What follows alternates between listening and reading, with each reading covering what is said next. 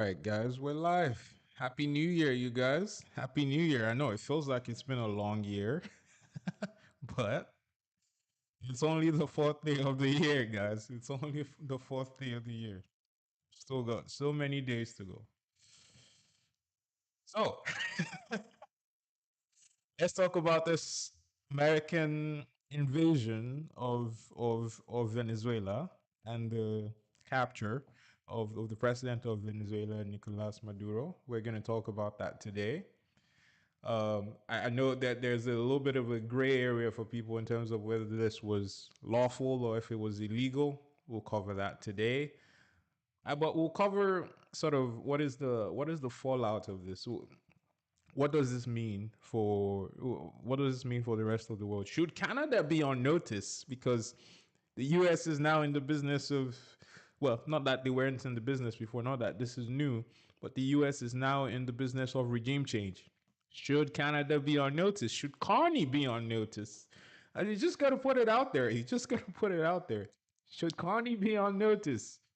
You know, but we will also cover the comments from Pierre Polyev and also Makani regarding the events around the sacking of Nicolas Maduro by the U.S. military.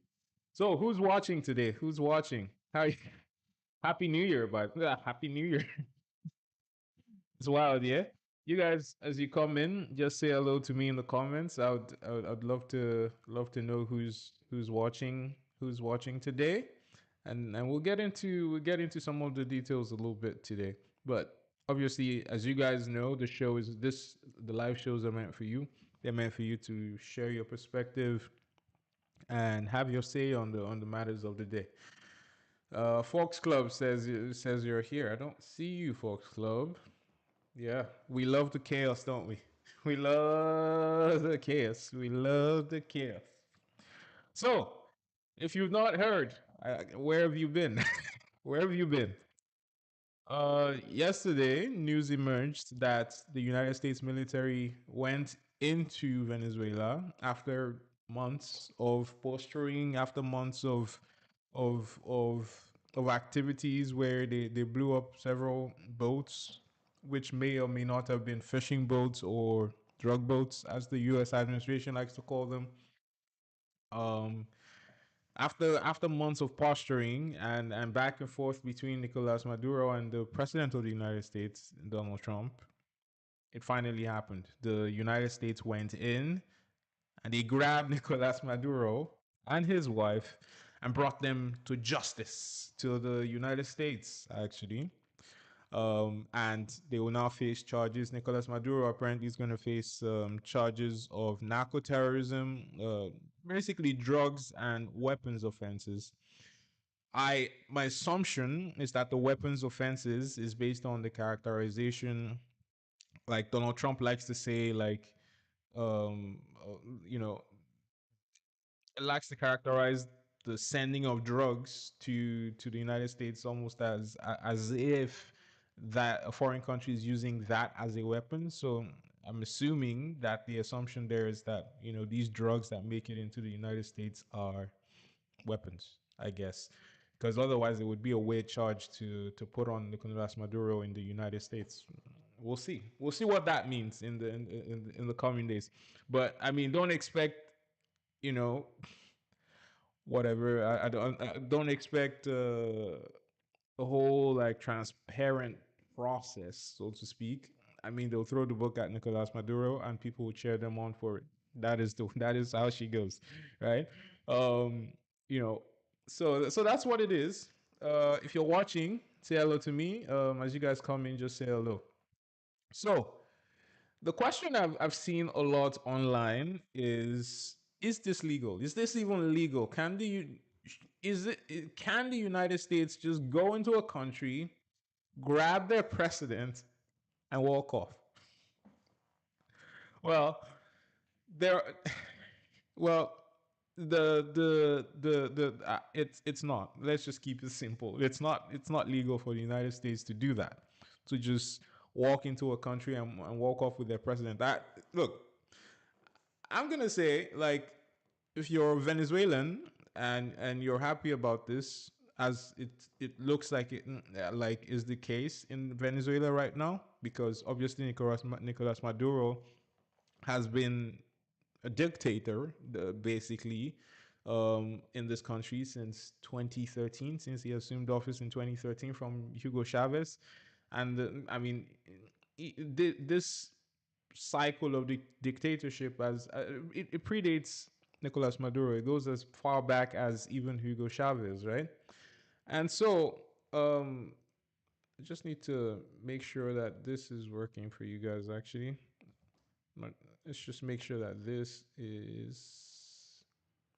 So as you guys come in, just say hello to me, so I know so I know that you guys can hear me good. I just want to make sure that this is working fine on my side, so whenever you guys come in, you can hear me. Um, yeah, okay, so that's cool. Anyways, so what's is this legal? The short answer is no. The United States shouldn't be able to just well, is not supposed to walk into a country and walk off with your president, because the United Nations Charter does prevent members of the United Nations from doing this, from using force to threaten the political integrity or the territorial integrity as well of a sovereign country, whether they're part of the UN or not is regardless. It says any country, right? That's so by the letter of the law, the United States has contravened international law here, right? That is point one, right? But also, having said that, as I said, the Venezuelans, I understand why people are rejoicing, because whether it's illegal or not, it is accepted right now, or it seems to be accepted right now by the Venezuelans, that you know what, by whatever means necessary, they're happy to be rid of Nicolas Maduro. Okay, but two things can be true at once. You can say good riddance to Nicolas Maduro, but also admit that it is absolutely true that the United States has contravened international law here. Right? You can walk and chew gum at the same time. Okay, so that answers the first question. Was it legal for the United States to go into Venezuela? No, it was not. Does it make people happy that Nicolas Maduro has been deposed? Absolutely. And that's okay as well. Okay. So it's not, we've established it's not legal, but on the international law front, is it legal? Was it legal for, oh yeah, well, I should kind of like complete the circle there. Um, the only condition under which it is legal for the United States to do such a thing is in the case of self defense, right? That sort of is the only thing that would, even in the United States, create the necessary conditions for the United States president to act unilaterally the way President Trump has just done. In a sense, when you think about it, the president has taken this act to go into Venezuela, potentially risk a war. They say it was a precision strike. I mean, it worked out. It did what it was supposed to do. They grabbed the president. It was a precision strike. But there was a risk there that, something goes wrong, you land in a war, you land in a more complicated situation. There was that risk. And technically, the United States president should get approval from Congress in order to pursue this sort of business, right? But President Trump chose to pursue this unilaterally without congressional approval. And the justification for this is that, and this is the only justification, the only provision in the UN Charter of Rights and Freedom, the UN Charter of Rights, that this is the only provision in the UN Charter that allows the United States to do such a thing, right? Where if they're acting in self-defense, as was claimed in going into Iraq, and as was claimed in the machinations that led to the deposition of Muammar Gaddafi in Libya, then it's okay, right? However, you know, the question is, was going into Venezuela right now self defense? How about that? We've established that based on international law, this was not legal. Okay, it's okay to be happy as well that it happened to Maduro. Couldn't have happened to a better guy. Couldn't have happened to a worse person. This is what I'm saying. Okay, it's okay to be happy that this happened to Nicolas Maduro, but it's also, you also have to admit, based on interpretations of international law, that there is no exemption for if you're going after a dictator or even an illegitimate president, as Nicolas Maduro is. There's no provision, there's no legal exemption there that allows the United States to do this. Okay? Hey, what's up, guys? I see a few of you are joined. I've just joined. Just say hello to me in the comments, okay? Say hello to me in the comments so I know who's watching. You guys, welcome to the show tonight. Welcome to the show. So, happy New Year. For those of you who are just joining. So today I want to talk, as I said, I want to talk about this, the sacking of Nicolas Maduro by the United States military yesterday, and essentially we want. Eventually I'll get to. I want to talk about the Canadian response. And should Canada be on notice here that with this kind of line of action by the Trump administration, should other governments around the world be on notice? So, is this legal? It's not based on international law. Is there an exemption there in terms of, okay, this was this done in self defense, which would make it okay okay for the United States to do this? Well, the Trump administration is justifying this particular invasion by saying, well, Venezuela is supporting the interest of the United States enemies in their country, and that is one of their justifications for this. They say that that Venezuela has been supporting Russian presence on their soil, and has been supporting Iran, and obviously we know that a lot of Venezuelan oil currently goes to China, and so in terms of self-defense, the United States is justifying this attack by saying they cannot allow Venezuela to be a base for its enemies. Okay, so that's one defense that the United States has used as to fulfill the self-defense aspect of this argument that would make their attack on Venezuela legal. Okay, the other justification for this invasion of Venezuela is that Venezuela supplies drugs to the United States. You've heard about the drug boats, right? The ones that the military has been blowing up. Um, so this is a way to stem the flow of drugs into the United States. That is the second justification that the Trump administration has used. Okay? So, hey, Fox Club, welcome to the show. Welcome to the show. Welcome to the show. Uh, Maple Boy says Trump is getting dangerous. That's the thing, right? Should should Canada be on notice right now? Should Canada be on notice right now? Because I was just going through. I see you guys just joined, but I was just going through the justifications that the United States used to go into Venezuela because, as you know, as I said earlier in the show, and then I'm just repeating this for those of you who are just joining, it is illegal based on international law for the United States to use force to depose a leader, whether he's a dictator or not. There are no exemptions for that. Hello, Abby. Welcome to the show. Whether he's a dictator or not, there are no exemptions for that based on international law. Now, you can walk and chew gum at the same time and be like, okay, you know what? If you're a Venezuelan person, you're very happy that this dictator is out of office, right? He has stolen two elections, he has stolen the legitimate will of the people more than once. He's not a legitimate leader. But there is no exemption based on international law for the United States to do this. The only justification would be for self defense, right? Which was what the United States used when it went into Iraq. This was sort of what they used when they destabilized Libya and led to the downfall of Muammar Gaddafi. But is this self defense? We got to establish that. Is this self defense? Because okay, so the Marco Rubio, the Secretary of State of the United States, has been on social on mainstream media today, and he was saying, well, Venezuela was entertaining the interests of the United States enemies on their in their country, and this was something that the United States could not allow.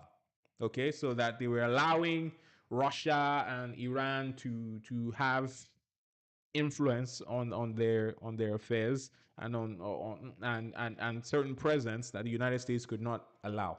Okay, so that was the case for self-defense that the Trump administration made through Marco Rubio today. Um, and they also said, and Fox Club says, I don't think it is. No, it's not legal based on established boundaries, right? But yeah, you can understand it, right?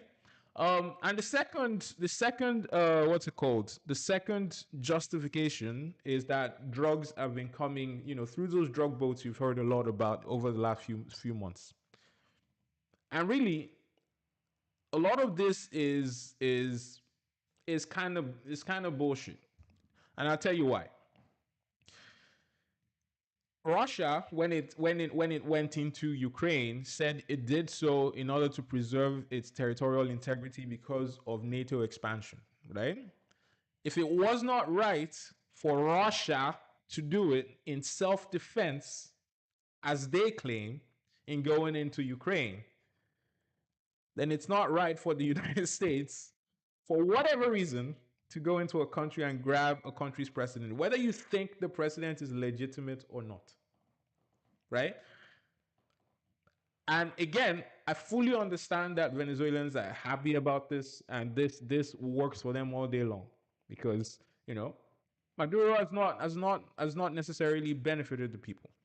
Here's the other thing, right? So, is it wrong for these countries to have interests in Venezuela? Like countries like Russia, countries like Iran, China. China, as I said, buys more than half of the oil that comes out of Venezuela. Is it wrong for them? It occurs to me that these is it wrong for China is one of the largest producers of oil in the world, right? The oil has to go somewhere, and they've been. If you know anything about like U.S. relations with Venezuela, um, Venezuela has been under sanctions since 2018. Since 2018, which has effectively blockaded them from selling their oil, right? Now, Russia is not, China is not, sorry, is not necessarily bound by these sanctions. And so they've taken advantage and they've been buying the oil in the meantime, right?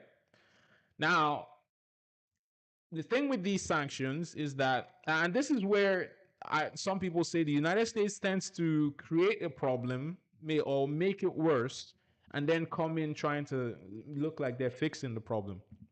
Yes, Venezuela had an issue, right? Before 2018, they had a dictator in power, right? It mattered so much to the United States, this level of corruption, the human rights abuses, that the United States put sanctions on Venezuela, which effectively made the situation worse, because the United States, the Venezuela could effectively not sell oil to any of the allies, so to speak. I think that's a no. I shouldn't say allies. To the United States couldn't sell to any of the U.S.'s allies. So that drove them. So the United States effectively, with their sanctions, drove Venezuela into the arms of Russia and Iran and China. And now they say, well, you're having too many dealings with our enemies, so we're going to attack you for that reason. But the United States drove them into the hands of these enemies in the first place. So you see why I say it's kind of bullshit that they're coming back and saying, well, it's self-defense because Venezuela is in the arms of our enemies and we can't abide that in the Western Hemisphere. Well, Anyways, I want to get back to your comments. Maple Boy says, just follow the Midas Touch network. You will see what Trump really is. And Maple Boy says the peer followers want Trump to do the same with Carney. Imagine if Trump did the same with Carney. That would be absolutely wild. That would be so wild. Um, yeah, and Maple Boy says they don't understand how serious the situation is here. It is. It is pretty serious. So the second pretext that Trump has used to go into Venezuela is that, well, they're sending drugs to the United States. So this is only self-defense. You have to stop them from being able to send these drugs to the United States. There is one problem. Venezuela is not necessarily the source. Um, Venezuela, I'll get back to your comment there, Fox Club. Venezuela is not necessarily the source of fentanyl, right? Mexico is predominantly the source of fentanyl coming into the United States, right? Right? You know what drug comes from Venezuela? Cocaine. That's what comes from Venezuela a lot. Cocaine, not fentanyl. And we've established, or you might know this, but fentanyl is the leading cause of drug overdoses in the United States. Cocaine is third, accounts for about 30%, right? So even the justification that, oh, this is about drug boats doesn't make any sense. It does not, right? It's kind of similar to the way President Trump imposed these tariffs that he's imposed on Canada and said, well, oh, Canada's is responsible for, or is partly, at least partly responsible for the drugs coming into the United States. 1%. That's what Canada is responsible for. Less than 1%. Right? So this kind of reads as kind of similar in a way. I want to get back to your comments here. Fox Club said this could have happened under Kamala Harris. Could it though? I think this takes now.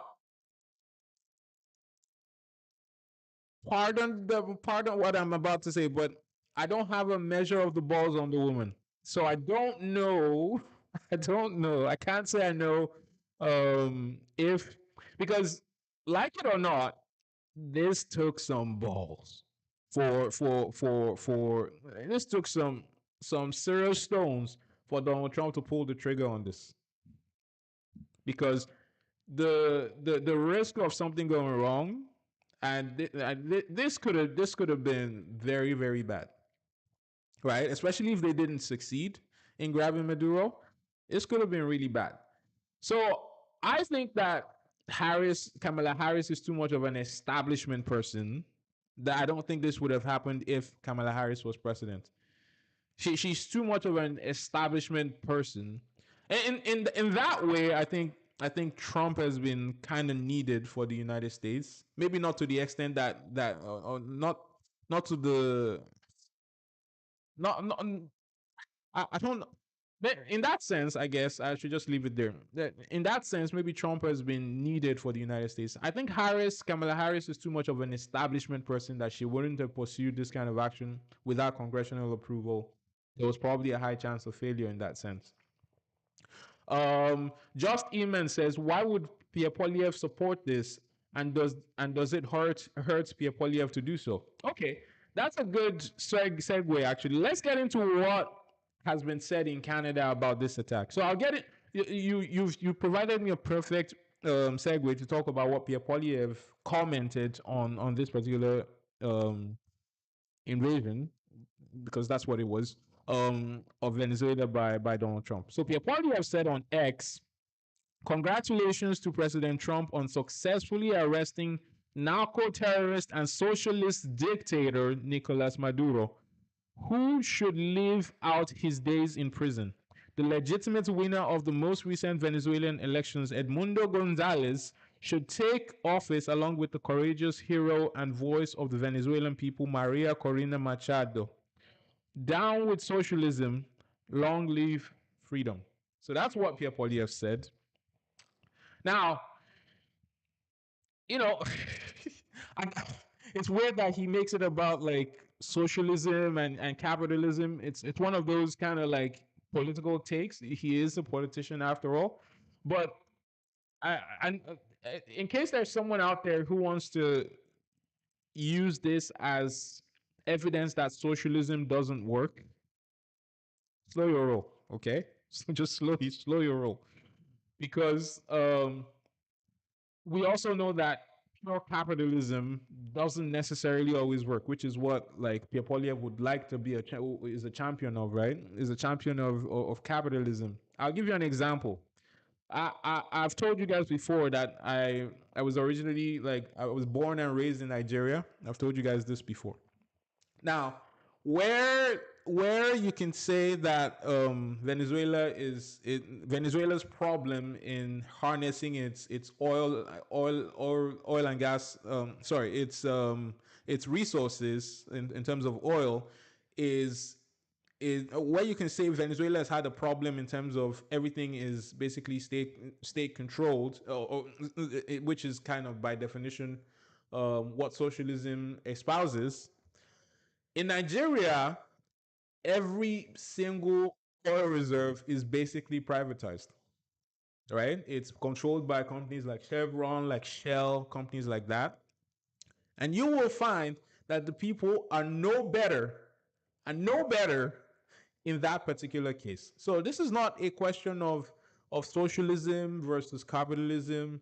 This is not a victory for one form of governance. In fact, most nations, in Canada included, do a mix of socialism and capitalism, because what capitalism often does is it leaves the poorest people behind. Because if you have more resources, capitalism is meant for you. It's meant for is if you money makes money. Let's put it like that, right? I want to get back to your comments here. So, um, beyond beyond that, there's something else that so I want to see how, so just Eman, I want to get back to your question there. So you said, why would PP support this, and does it hurt him to do so? I don't think it does. I don't think this changes anything for Pierre Polyev in terms of. I think most people agree that deposing, and this is the sort of the gray area, the bit of gold that the United States has landed on here. If this was McCartney, just to follow up on that example, it's just an example, guys. If this was McCartney and there's no evidence of McCartney being a dictator, there would be more outcry against this kind of the position of a country's leader, legitimate or not. Okay, there would be more outcry. But because this is Nicolas Maduro, the guy who Venezuelans hate almost universally, the guy who has stolen 2 elections, the United States will. I mean, they were going to get away with it anyways because who's going to go up against them? But the United States will get very little, you know, backlash. Oh, see you, Fox Club. Thank you for coming in. The United States will get very little backlash over this. Okay, very little. Or if I mean, all they have to do is hold up Nicolas Maduro. You know, the guy for all his actions and all of that. So I don't think this affects Pierre Polyev because this effectively falls in line with Polyev has been always been the guy that says, "Oh, he wants to see criminals brought to justice. He's tough on crime. He wants to see the government. He wants to see decisive action against crime." So this is not off brand for Pierre Polyev. So I would say Pierre Polyev is fine. Pierre Polyev has never necessarily stood as the person that is for due process or rule of law. I mean, I'll give you an example. Um, Pierre Polyev said about when he was asked about, okay, if indigenous peoples were to reject a pipeline going through their territory, would it still happen? And he said, yeah, I'll take their advice, but it will still happen. That is, an indication of the way Pierre Polyev treats these things, right? Now, whether you agree with him being able to do that or not, that is, hey Abby, hello, welcome to the show. But there's another point here that Pierre Polyev made that I think is probably more important here. Pierre Polyev is saying that the legitimate winner of the recent Venezuelan elections in Edmundo Gonzalez should take office along with Maria Corina Machado. Now, I think this might be pipe dreams here from PP. You know why? Well, first of all, the United States has indicated that they've done this because they want to secure the oil, the Venezuelan oil, right? This is probably the reason they've done this, right? To protect those resources from their enemies, right? So, do will Edmundo Gonzalez and Maria Corina Machado take office? As of now, the United States has only taken one piece off the board, and that is that is Maduro, Nicolas Maduro. That's the person. Hey, welcome back, Fox Club. That the United States has only taken one piece off the board. They've only taken Nicolas Maduro off the board. All his officials, the same corrupt people, are still leading the country right now. His vice president is the acting leader. Hey, Braver, welcome to the show. The Nicolas Maduro's vice president is the acting leader, is the acting president of that country right now. So the only thing that's changed is the one person, Nicolas Maduro. He's the only one that is out of the picture right now. Okay, so nothing serious has changed in the Venezuelan picture. So, can the United States just install agreed the rightful president in Edmundo Gonzalez in Maria Corina Machado? I don't know that it's going to work out quite that easily. In fact, there is a high chance that if the United States were to try that, there might be a civil war in that country. Because as of now, the military supports the acting president, Nicolas Maduro's former vice president in Delcy Rodriguez, I think is their name. The military supports her. So if they try to install like an Edmundo Gonzalez or Maria Corina Machado, knowing what the United States has proclaimed as their stated goal, which is to seize the oil and the resources, there might be a bit of a power battle in that country, right? So that is a fundamental question here, and this leads me to the possibility of a potential civil war in a sort of a power battle here. Leads me to talk about this is essentially the result more often, very often, every time the United States tries to initiate a regime change anywhere, right? The United States does not have a great record of regime changes around the world. Try Iraq, right? Try Iraq, try Libya. Are the people of those countries better today than they were under the dictators? Some people argue no. So I want to get back to your comments here. I've kind of been talking a lot today. Um, yeah, Maple Boy says because PP does not want to lose his fan base. I mean, I don't think PP, as I said, I don't think PP loses his fan base in this particular case. I think most of his fan base are pro US people, anyways, right?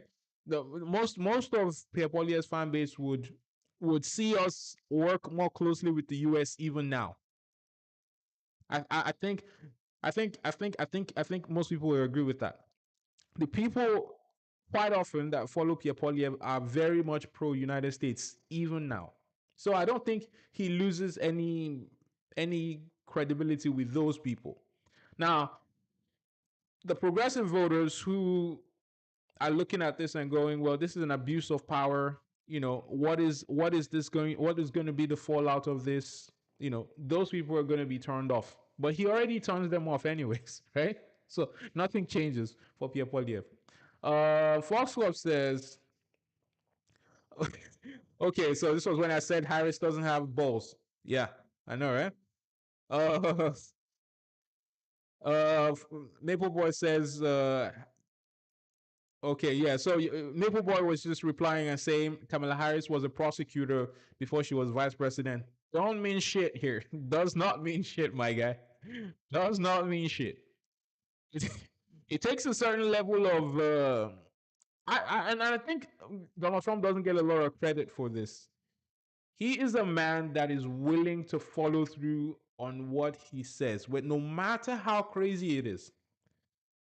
No matter how crazy it is, he is a man in the mode of Vladimir Putin. Even if I think you got to say at this point, he's a man in the mode of a Vladimir Putin, and I mean, he did say that from day one he would be a dictator, and he has been true to that, right? I don't think Kamala Harris has that in her. She doesn't have the balls. Anyways, um, Fox Club said, "How is it different? How is this different from what the U.S. has done in other places in the past?" Well, this is different because in other places in the past, the U.S. It's not even that different. Because I mean, in Iraq, I'm just trying to cast my mind back now. The United States said they went into Iraq because of weapons of mass destruction, and then came out with no weapons of mass destruction, and ISIS following them out and creating more problems for everybody else. You know, the United States. So is this different? I guess in a sense because this particular Venezuela is kind of ripe for a regime change, and the conditions were there for the United States to do this and come out with still the moral high ground even now, right? So in that sense, it's kind of I don't know if even that I think is the same because I mean when they went into the Middle East, a lot of that was about terrorism. They just had 9/11, you know. So I guess it's kind of the same. To be fair, I don't know that this is that different to the United States going into the Middle East like they did back then. And Abby says Trump has big balls. He says it and lets the world know he's in Venezuela for the resources. He to be fair, he was kind of honest about that part. The part he wasn't honest about is saying that this will be beneficial for the people of Venezuela. Well, I mean, first of all, he was truthful when he said, well, this is about, well, these United States oil companies are going to go into Venezuela. They're going to build it up. Clearly, this is about, controlling that resource and bringing that money to the United States. That money is meant for the United States. That is what they're trying to do here. Right? There's no mistaking this. They don't want those resources to fall into the hands of China. And and I'll remind you guys, I said this earlier, partly because of the earlier sanctions that the United States had on Venezuela from back in 2018, the United States were actually the ones that drove Venezuela into the hands of China, into the hands of Russia, and into the hands of Iran. And now they say no more, right? Anyways, so so as you say, he did let the world know that it is about the resources.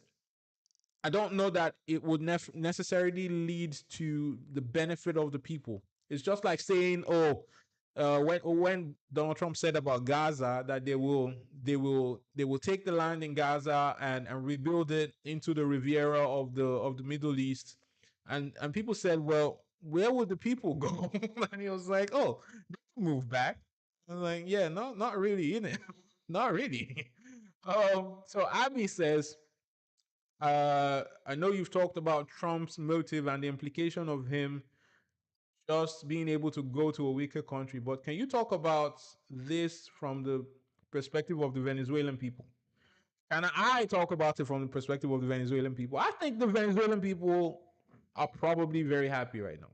They haven't had a democratically elected anybody for 60 years, I want to say, because this predates Nicolas Maduro. It goes as far as Hugo Chavez, right? Um it goes as far as Chavez. And the will of although a lot of people say Maduro won fair and square in 2013, but since then he lost an election basically in 2018, lost another election in 2024, and refused to let go of power. And in the meantime, in the period that Maduro was president of Venezuela, the Venezuela saw the one of the largest exodus of people ever. Basically, there was like 8 million people left that country because it was just unlivable. It was just unlivable. I can draw parallels here actually between Venezuela and Nigeria in this particular situation, because there is a chance as well that if there's been a little bit of back and forth between Trump and the Nigerian government as well. And I know this. I pay attention to Nigeria, as I said, because I was born in Nigeria. I grew up in Nigeria. Um, and there is a chance that Donald Trump will go into Nigeria as well. To be fair, because we hear the parallels. Nigeria has a lot of oil and resources similar to Venezuela. Nigeria has a lot of corruption, and the people. I mean, we have or in the country there has been democratic elections, but not necessarily democratic results, so to speak. And for the most part, the when you look at it as well, the people are also pretty repressed. There's been also a mass exodus of people from that country, which is kind of what brought me to this country, right? And so there are many parallels here that make me suspect that the United States is not done. And to be fair, President Trump has said he's not done. That he might go into places like Mexico. He has spoken about Greenland for national security and some of that stuff. Um, so I think that the Venezuelan people are probably very happy right now. Now, history is not in their favor in the sense that the United States, as I said, does not have a great history with regime changes around the world. In fact, um, the Fox Club said Nigeria's lost this Canada's game. Thank you so much for that. That's not, very kind words, Fox Club. I don't get many kind words speaking these on this political podcast. So that is very well received, very well appreciated. Um and um so Venezuelans are probably very happy today, but I think today now more than ever they need to have their heads on a swivel. Just because the United States does not have a good history with regime changes. They did this in Iran, way back when, effected the regime change that led to where we are today. Could you say the new regime in Iran is any better than the old one? Probably not. The United States orchestrated the regime change in Libya. That didn't go well for the people of Libya as well. And these are the problems. These are the problems. Um, so yeah, see. I have zero problem with Venezuelans being happy about this. I think they should be. And for them, they might feel like they've traded one evil for something unknown at the very least, right? Where they at the very least don't know what the United States occupation is going to look like for the people.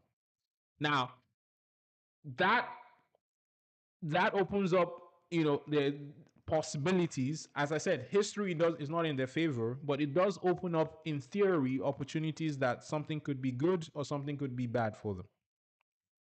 And maybe for them, having that hope is more important, as against is more important than the cost they have to pay. And that's fair. That's fair. When you've been repressed for so long, it makes sense that you'll take the outs that you can get. Um, Abby says it might be beneficial for the people, and they might see crumbs from Trump than from their own dictator. Maybe, maybe, maybe. So one thing I also wanted to cover, because McCartney had something to say about this as well, and you, it was kind of interesting. It was for me a lesson in diplomacy a little bit in what McCartney said, and you'll see why I say that. McCartney said on X as well.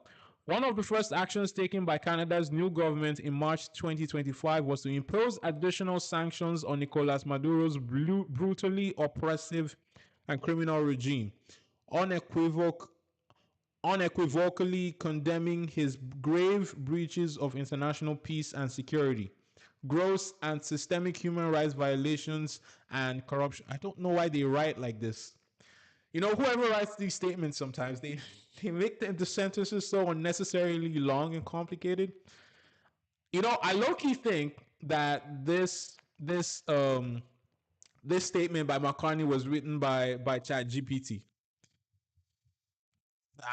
If anybody is able to just like, I can't share this with you right now because it will take time. Um, Foxglove said he said something without really saying anything. My point exactly. But you know, it's not even just about like if you get a chance, any of you, if you get a chance to go on Twitter and just look for McCartney's statement on this, I think this statement was written by ChatGPT. You guys, I think this is McCartney's version of AI optimized government. You guys, I think he's writing the statements with ChatGPT. But anyways, because I mean, one of the ways you can tell an AI written speech is like with the long dashes, right? With the long dashes. And I see there's a long dash here that they left behind. Like it's called an M dash. If you use ChatGPT of it, it's called an M dash, and quite often that makes it its way into into into things that AI writes. But anyways, let me keep on with the statement. Okay, so Canada has not recognized the illegitimate regime of Maduro since it stole the 2018 election. The Canadian government therefore welcomes the opportunity for freedom, democracy, peace, and prosperity for the Venezuelan people. Canada has long supported a peaceful, negotiated, and Venezuelan led transition process that respects the democratic will of the Venezuelan people. In keeping with our long-standing commitment to upholding rule of law, sovereignty, and human rights, Canada calls on all parties to respect international law. We stand by the Venezuelan people's sovereign rights to decide and build their own future.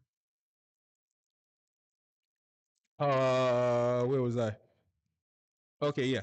We stand by the Venezuelan people's sovereign rights to decide and build their own future in a peaceful and democratic society. Canada attaches great importance to resolution of crises through multilateral engagements and is in close contact with international partners about ongoing developments. We are first and foremost ready to assist Canadians through our consular officials and our embassy in Bogota, Colombia, and will continue to support Venezuelan refugees. I, Foxglove said written by ChatGPT and signed by AutoPen. I don't know if we have an AutoPen type situation here in Canada though. I don't know. I don't know. Do we? I don't. Maybe somebody tell me if we have an AutoPen kind of setup in Canada. Abby says should country find a system of government that works should countries find a system of government that works for them instead of democracy being shoved down their throats. Communism works for China, dictatorship for Rwanda and Burkina Faso, Morocco, absolute monarchy. Yeah. I mean, that is one of the things, right? The United States for a very long time as championed the ideal that democracy is the only way to govern. Funnily enough, many people would argue the United States is not a democracy right now. The United States, you have a leader that is making decisions on whatever pretext he can find, whatever excuse he can find, and skipping over Congress and due process, and talking about taking an unconstitutional third term and imposing the National Guard on states unconstitutionally, only for it to be reversed eventually. But after he's gotten what he wants, some people would argue that the United States is a dictatorship right now. Some people would argue that that Donald Trump is kind of a Vladimir Putin wannabe, maybe a Xi Jinping sort of guy, right now. Some people would argue you'd be pressed to find an excuse for how the United States is being run right now. So you're right, and if you believe that the United States is actually doing better right now under Donald Trump, and some people say it is, because as I said, I think that the United States was ready for an anti-establishment type of president. Now, when you imagine that, whether you imagine Donald Trump as that guy or not, well, I'll leave that up to you. But, you know, Donald Trump is here, and you could argue that he is not ruling by the ideals of democracy at all, right? So you're right to say that there is more than one way to to um to lead, right? As you say, communism works pretty good for China. I know in the West we sort of paint China as this. A lot of people like to paint China as this wasteland that is basically wasting away, and the people have nothing going for them. Not necessarily true. Same thing with, like, as you rightly said there, Rwanda. I know a bit about Rwanda and the insecurities that have plagued them in the past. But now with a dictator as a leader, they're one of the big destinations in Africa because they're so secure, right? So there are, as you say, as you rightly say, there are different ways to govern. But the United States, who coincidentally have been a champion of democracy. Okay. So Abby 9 says, technically the United States isn't a democracy. It is a constitutional republic. Keyword constitution. Keyword constitution. Now, you're right in the technical term there. You're right in the technical term there. By democracy, I mean like the right of the people to elect their leaders. That's what I mean by democracy. But what you say with in terms of constitutional republic, that is the correct technical term, right? But yeah, considering that the constitution should be the constitution, how the constitution, I should say, requires the president to behave. Would you say that President Trump is acting in line with what the constitution requires? It's borderline quite a few times, right? It's quite a few times borderline. Uh, so Fox Club says, "Hear me out. If the United States gains land, maybe reforms the American border, could Trump form a new country with new laws and no term limits?" Oh my goodness. I bet he could, I bet he could. And I bet a lot of the MAGA people are probably gonna be like, you know what? There was this dude, one of Trump's officials that was on mainstream media a few. No, that's okay, Fox Club. I like the conversation. I like the lively banter too. That's okay. So keep them coming. Keep them coming. So is is so I would say one of Donald Trump's officials was basically like, oh, they need to finish what they started, and so this is a justification for Donald Trump to stay on for another term. And I said, well, then, this is starting to look dangerous. It's starting to look very, very dangerous, right? Yeah, that could be. Anyways, I'm moving a bit too far from what we were talking about, though. So I want to talk about this statement by McCartney and the way I interpret it. McCartney is clearly saying here that McCartney is clearly, as you rightly said, Fox Club, saying a lot of things without saying anything, talking from both sides of his mouth. He didn't outrightly condemn this attack. Not, I shouldn't say attack. It makes it sound all negative. There is some positive to it. He didn't outrightly condemn this invasion of Venezuela and the taking of Nicolas Maduro as against international law. He did not say that. In fact, all he said was he where is that part of his statements? Basically, oh yeah, that's where it is. He said, and I'll repeat that part. He said Canada calls on all parties to respect international law. That is pretty much a very ambiguous. You're going against international law without outrightly saying you're going against international law, right?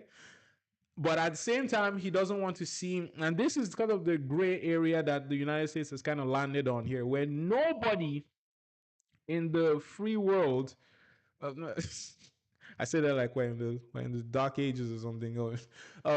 Nobody amongst the allies of the United States will call them on this because this is Nicolas Maduro, right? Is it against internet? It's like if a police officer goes and takes the law into their hands and shoots a serial killer. Are people going to be outraged that such a serial killer is dead? Some Puritans will be, but at the same time, most people are going to just be like, good riddance, right? It's sort of kind of the situation here with Nicolas Maduro. Sort of like that situation. And so McCartney doesn't outrightly he doesn't outrightly critique the invasion, but also doesn't outrightly. And Abby says talking from both sides of the mouth is called politics. Saying lots of things while saying nothing is politicking. Exactly, exactly. But in a sense, though, it does sort of point to the fact that Canada is in support of this action by the United States without outrightly saying it. He obviously starts this particular this particular statement by saying that Canada has imposed sanctions and Canada says Canada does not recognize the Maduro administration as legitimate. But in the end, the call here is for a Venezuela-led reformation of government in that country. So, for those of you who want to know who these statements hurt the most, you've heard Pierre Poilievre's statements about the events in Venezuela. You've heard the statement by McCartney as well on the state on the events in Venezuela. I think Pierre Poilievre will do fine with his base, but I think that McCartney has probably lost a lot more with his base than Pierre Poilievre. And you guys can get in the comments and tell me what you think here. I think that McCartney has lost a bit more with his base because McCartney's base tends to be people who are very much sticklers for the rule of law and the rules-based order. And McCartney has not called that out. Not that I expected McCartney to call out the United States. No, he won't, right? But McCartney at the same time is going to be blamed by some of these progressive people for not calling this out. And I've already seen a little bit of this on social media, right? It's kind of the way it goes. So McCartney emerges from this, having made a statement. I mean, he said he had to give a statement from Canada, but his statements in the end didn't do what his base would, the more progressive parts of his base would have loved for him to do. So I think he might find that there are people who don't like his response here, in my opinion. Yeah, so we've got we're at 5 p.m. right now. And that brings us to the end of our hour. If you guys had something you wanted to talk about real quick, I can quickly go through that. But otherwise, we'll be back here again next Sunday for the usual at the usual live hour 4 p.m. Pacific time every Sunday. If you guys, if there's anybody here who's new, this shows we have them every Sunday. They're designed for the audience. They're designed for you guys to voice your opinions on whatever comes to mind. If whatever you want us to talk about, these shows are designed to be driven by you, right? I will more quite often respond to whatever comments you guys put in the live chat there. Okay, so thank you so much, you guys, for watching today. Thank you, Abby, for your comments. Thank you, Fox Club. Um, who else was here? Thank you, Braveheart, for your brief comment, although you didn't talk to me too much today. Thank you, Maple Boy. You went quiet on me after a while there. Thank you, Just Eman, for your one comment. But I hope you come back next time. Yeah, so I think I got everybody. It was a quiet house today, but you guys are very, very much appreciated. Thank you for showing up. And I will see you next time. Maybe next Sunday, but if something happens before then, you best believe I'll be live. I'll see you guys. Take care. Bye.